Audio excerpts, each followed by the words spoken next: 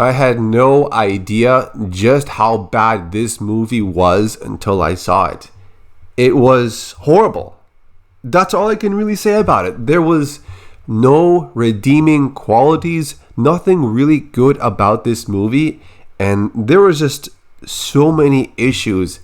Ever since this was announced and there was a new director, a new owner for this franchise, I thought, okay, maybe they've seen the previous movies and they got an idea of how the creeper should act, how it should look, and the secret to its past, the mythology, the lore, the history, even though it's shrouded in small details across small sources like the script and also some small scenes in the second movie and the comic book.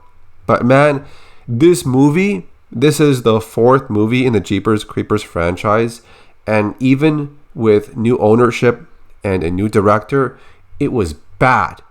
Even the comic book story was way more enjoyable than this movie. So this is the synopsis of the story according to imdb.com. Forced to travel with her boyfriend, Lane begins to experience premonitions associated with the urban myth of the creeper. She believes that something supernatural has been summoned and that she is at the center of it all. So the director is Timo Vuorensola and the writer is Sean Michael Argo. I'm not sure how deep they've gone into the story of the creeper from the previous three movies, especially the first two, which were really good. But it seems like this movie took a totally different turn. They tried to make specific aspects of the creeper scary or powerful, but it just came off as a totally different movie and kind of went off the rails in a way. The two main characters in this movie are Chase and Lane, and they're going to a specific carnival or festival in a small town that I guess they idolize the creeper in some way, or at least they kind of are really interested in the storyline of the creeper. And along the way, they actually show a small scene of the creeper, I guess, awaking from his slumber or being reborn in some way. It comes out of a barn or some kind of house or something deep in the woods, and the costume or the design of the prop on the character just looks, it's bad, okay? It's not as good as it should be, and when you get a close-up of its face, it just seems like it's not as good as what we saw previously in the first and second movie.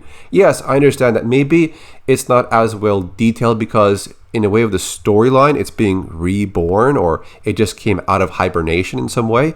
But it just seems like throughout the movie, you'll see much more detailed close-ups of the face, like the teeth, the skin, the hands, and it just seems like it's not as good as the previous movies. It really isn't. Aside from that, the special effects don't look that great either. It seems like the budget for this movie must have been extremely low. The quality of this movie just makes it seem like the third movie was a great film. And that's a lot to say for the third movie. Chase and Lane would finally stop by this antique store and ask the lady inside for directions on reaching a specific town because the map on their phone cannot seem to locate it. So the lady inside the store hands over the local town's map and gives her directions. So as she hands it over, she touches Lane's hand and she sees a vision of Lane's future child being linked to the creeper. So as Chase and Lane leave the store, the lady inside picks up the phone and calls someone and tells that person, "We have a tree bearing fruit. He will be most pleased." And by now, we're about maybe 1/3 into the movie, and Chase and Lane partake in I guess one of the festival games where they throw the creeper's four-tipped or four-bladed stars or shurikens at the wall. So as they leave this venue, the creeper actually shows up in this parade and finds those items, and I guess he just takes them. And by now, there's only been 2 deaths in the movie so far. The first one took place earlier where some guy called Lane on the phone. He stepped out of his car, and during that process, he was jumped by the creeper. As he turned around, the creeper, I guess, bit into his face, and the scene cuts off. The second death scene took place near the outskirts of the carnival or this festival. Some guy was near a tree. The creeper shows up, pins him up against the tree, and then finishes him off by throwing those 4-bladed shurikens or those little stars at the person. And during that scene, you can actually see the creeper's face and the detail on it, and it just seems way off. It's not as good or as well done as the other movies. I know I'm repeating myself when I say that, but that's just what I can think of. It just wasn't as good. And that scene alone, also the second one, wasn't that great, man. It was just like, okay, it's done. Go on to the next scene. And by this time, I'm into like maybe 30 minutes of the movie, and I'm thinking maybe it'll get better. Let's give it a chance. Damn, was I wrong. There's a point during this festival where the lady from the antique shop is also here, and she's tossing out these ballots within a bin, and she's replacing them with ones she actually wrote herself. So this is actually a set of ballots that all have probably the same number as the one that Lane has herself to guarantee she and her boyfriend would win this contest. And when they actually draw the numbers on stage, it just so happens she wins. So Lane and Chase are then escorted to the Barnabas house, which is now an escape room. And if they escape by daybreak, which is sunrise, they supposedly win a special prize. So by now we have around 6 members going to the Barnabas house. There's Chase, Lane, a producer, a cameraman, the driver, and a girl they met at the festival. And the cameraman is the third person to get killed, but he ends up seeing this lady in the graveyard. He follows her, asking to get, a connection to the internet so he can upload his video footage right away, or his producer gets mad. So he gets taken out right away. All you see is his body gets pulled up off screen, and then blood pours down onto his camera, and that's it. Yeah, that's really all you see, or don't see. So that scene was very tame. So yeah. We also get a scene where Chase and Lane are talking outside, and Chase is about to propose to her and ask her to marry him. But then right before this happens, the creeper flies in and picks up Lane and takes her away to some area. And Chase runs off to the other group and gets so scared and says, we got to call the police somehow. So the remaining 4 people that are around there, which is Chase, the girl, the producer, and the driver, go inside the Barnabas house. But as they go in, they get locked from the outside from the cult, who is supposedly, worshipping or idolizing the creeper. And they just say, they're all yours. So they are well aware of the creeper that is existing within their town. So in a way, they're helping the creature get fed by trapping these people inside this Barnabas house. There's a scene later on where the truck driver pulls out his pistol and shoots the creeper in his left hand. And the bullet goes through the hand, and you see this huge hole. So as they run away, the creeper rips off that injured arm from his body, throws it away, walks over to a corpse that was left behind earlier, rips off the arm from that corpse, then reattaches it to his injured area on his body, and that becomes his new hand. This whole thing is similar to what we saw in the first and second film, where the creeper would take limbs or organs from its victims to replace the damaged or old ones on its own body. The creeper also has this very loud whistling effect that seems to affect the humans in some way. I'm not sure if it's so loud that it affects their hearing or their eardrums start to ache or pain in some way, but yeah, it has a very loud whistling effect now. The next 2 death scenes occur a little bit later, where Carrie, the girl they met at the festival, she gets an axe thrown in the back of her skull, and the creeper takes her away, rips open her skull, and eats her brain. And during that eating scene, it's not as gruesome or as horrific as you'd expect it to be. So yeah, don't expect much.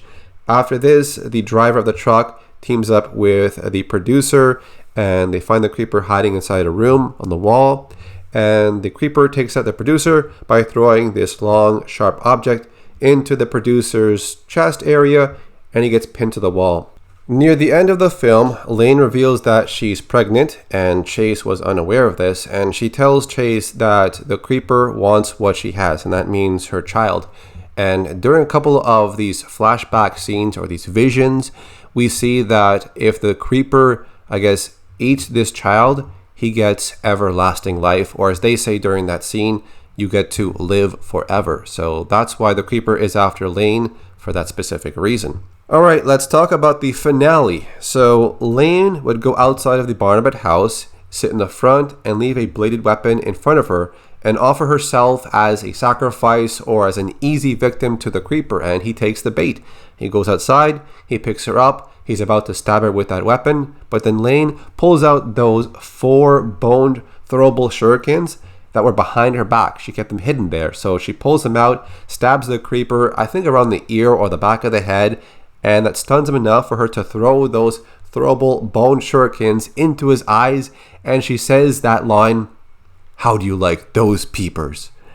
After this, the 2 guys on the rooftop would remove an object they find up there, they would throw it down, and it surprises the creeper, and it slams through his mouth, and he's impaled and stuck on the ground at this point. So yeah. After this, you would see a swarm of black crows go around the house, specifically on the rooftop where Stu and Chase are, and Stu gets affected so much that the crows eventually cause him to fall off the roof, and it looks like he dies on impact from falling off the roof. So that leaves Chase to survive the story along with Lane. Now, there's one scene after this that points to something new about the creeper's lore or mythology or history. And during the scene when the same crows swarm the creeper's body, a single white crow seems to show up. So afterwards, they fly off into the night, but the creeper's body is gone. There's one scene shortly after that shows those pack of black crows along with the white crow.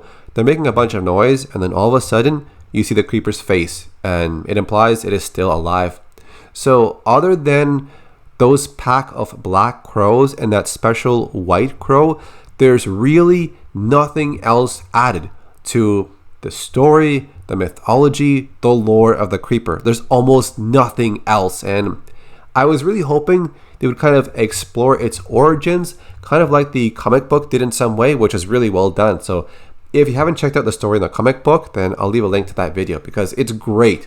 So this movie overall was really bad.